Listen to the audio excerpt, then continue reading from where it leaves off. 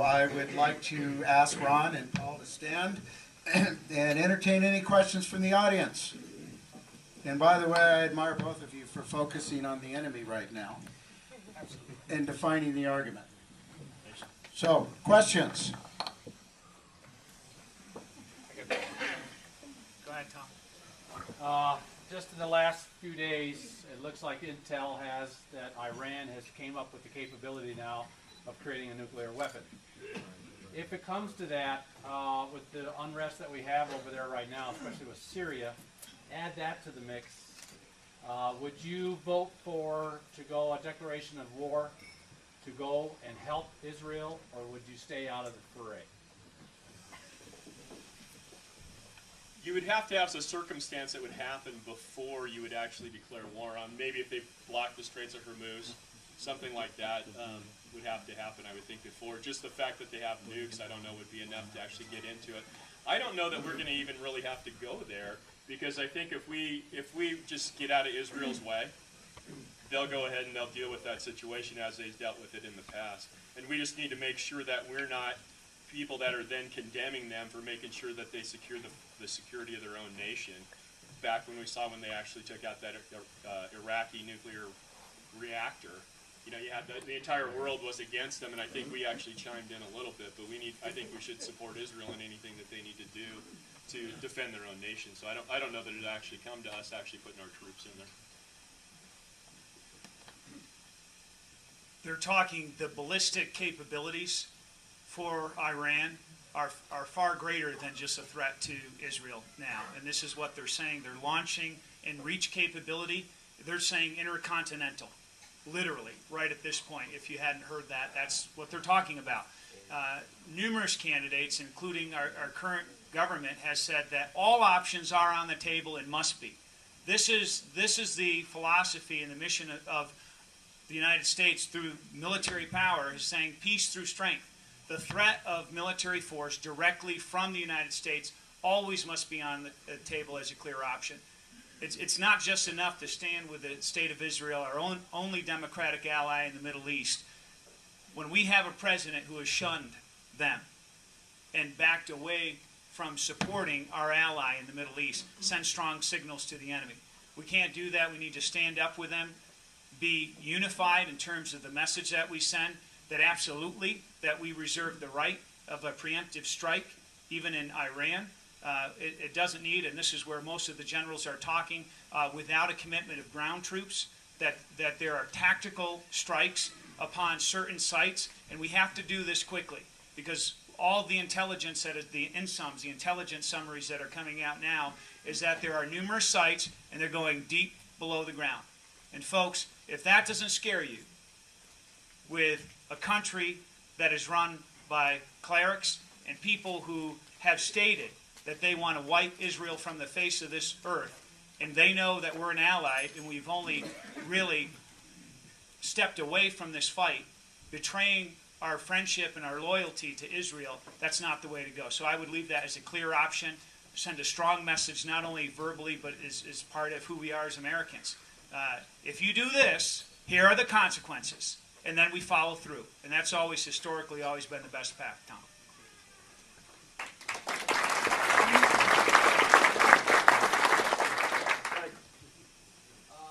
U.S. Senate has failed to pass a budget for 3 years. And Congress in total seems to just pass on with continuing resolutions without reducing any increase. What's your position on that? I'll go first this time. One, the Senate has been an absolute abysmal failure. And this is where we have an opportunity this year in 2012, not only to fire Barack Obama, but to gain a majority in the United States Senate. And we've got, what that means for us here in Arizona is whoever the nominee between Congressman Jeff Flake and Will Cardin, we get behind that person. We have if you haven't been watching this and getting into a little bit of the politics, because this is going to be our fight, folks. Carmona, down in Tucson, if you don't know who this man is, it's probably the most formidable race that we have had in the last 2 decades in terms of a Senate race. And if you think that this is going to be a walk, because we're a Republican state. You got another thing coming. Prepare. We've got to fight to hold that because there's estimates 52, 53, all the way up to 55 senators. If we can do that, this is where we take that gridlock out from the Senate and then in the House and really establish some measures. Would I have voted for the debt ceiling increase? Absolutely not. And this is what with all these, the sky is falling predictions that we're going to renege on our debt, right? You've heard all of that publicly and the fear mongering about that. They say we're fear mongerings. The president and all of his cabinet has taken that approach. What you do, and there are proposals, you pay the debt ceiling, that you actually pay the interest on the obligation, which is estimated at being 250 to 260 billion. Pay that first. That's the priority. There is no reneging on any debt. And then what you do is you spend within your means. Why can't we take right now with our current revenue equals that back to the budget of 2005, 2006. So bring our income, match it with the actual size of the government. And absolutely I would be for that. And not vote for an increase of the debt ceiling, Obama maxing our credit cards.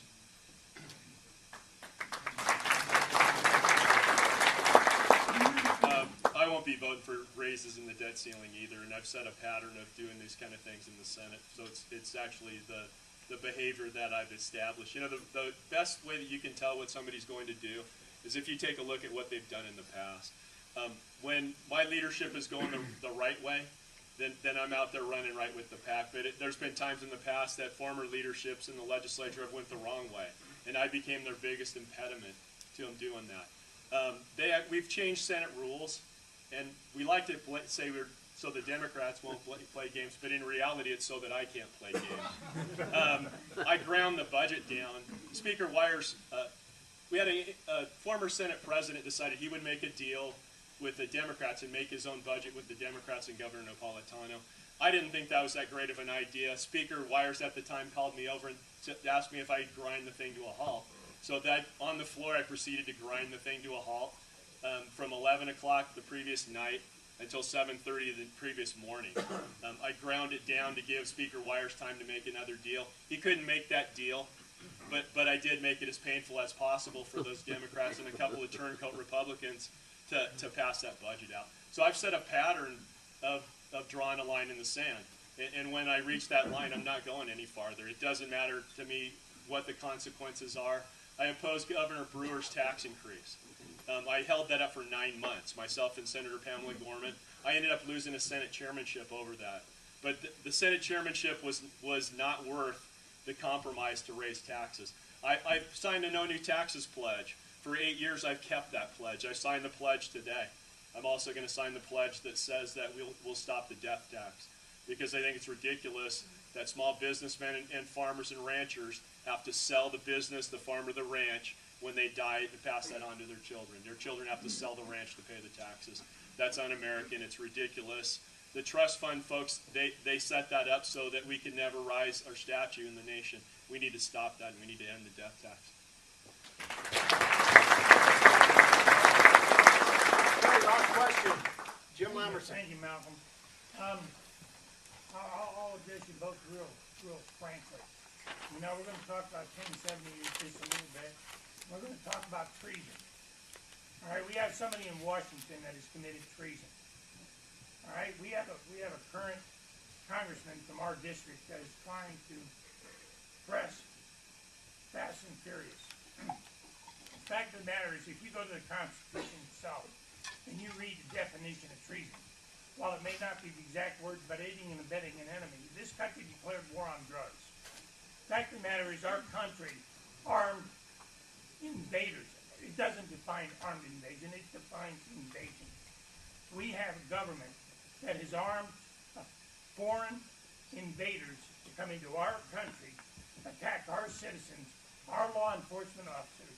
And what would you be prepared to do as a congressman from this district to prosecute not only the president, but Eric Holder and those people that have not obeyed their oath of office?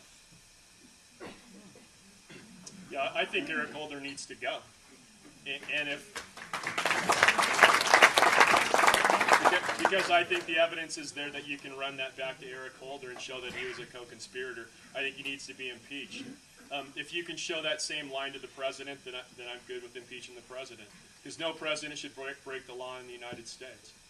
And we need to stand fast on that. The reason that they did Fast and Furious is so that they could, like Paul said earlier, create that this crime was caused by guns in the United States. They want to increase gun control in the United States. That's why they did this.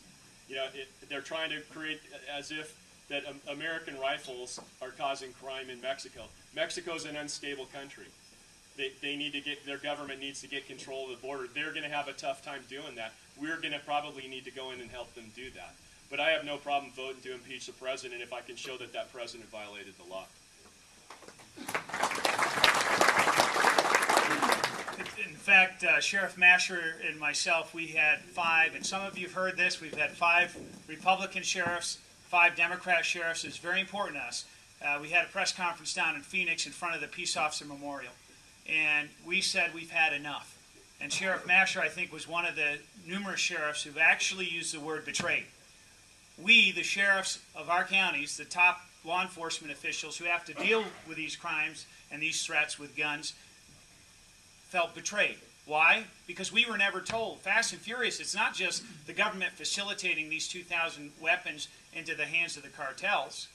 It's the fact that they've never even included the top law enforcement leaders of our state. Never told. When we found out is on December 15th. My God, 2 weapons on that murder scene killed Brian Terry. Eric Holder wouldn't even have the honor and the decency when given the opportunity to apologize to the family. He says, well, we can't connect these guns in Fast and Furious to the murder of Agent Terry. Well, folks, these guns were on the murder scene, killed this guy. Again, this is what we call clues or evidence that this is what happened. So we had called, I had called with the 9 other sheriffs for an independent counsel to investigate him. Why? Because we didn't trust the this is the Department of Justice that did this. The highest levels of our government. And what have they done? They've continued to attack Sheriff Joe. They attack all of us. They have sued our state. There's mirror lawsuits on each of the sheriffs by the ACLU. Absolutely. It's been not 12, 13, 14, 15 months now that it's getting to. We still don't have answers. That if we're going to have reports that are redacted, they're not going to comply with subpoenas from the United States Congress. He needs to be impeached. He needs to be removed. I've called countless times for him to resign.